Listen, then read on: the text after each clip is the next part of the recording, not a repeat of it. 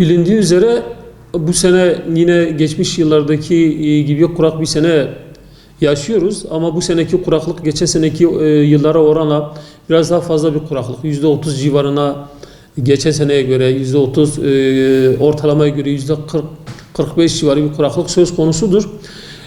Geçen günlerde ilimiz ve Türkiye geneli bir yağış aldık, ancak yine bu kuraklık riskini ortadan kaldırmadı. Zaten yağışların çok geç gelmesi nedeniyle tarımsal ekim yapan çiftçilerimizin ürünlerinde belli bir oranda çimlenme eksikliği yaşandı, çimlenmedi. Bu zaten hasat döneminde bir verimde olumsuz bir etki yaratacaktır. Ancak dediğim gibi biz henüz kuraklık riskini atlatmamış değiliz. Kuraklık riskimiz hala var, özellikle tarımsal üretim için. Önümüzdeki günlerde meteorolojik verilerde yağış görünüyor.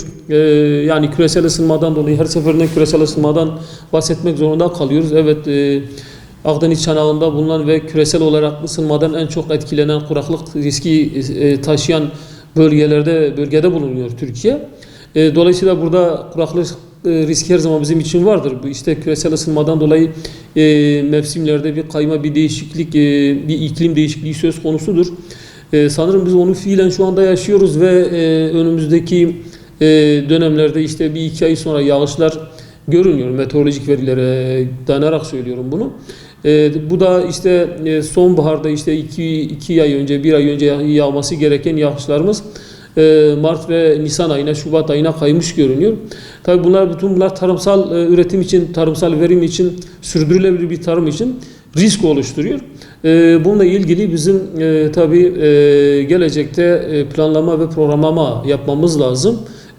Tarımsal kuraklığın en az şekilde atlatılması veya daha sürdürülebilir, daha yönetilebilir bir şekilde tarımsal üretim yapmamız için mutlaka çalışmalar yapmamız gerekiyor.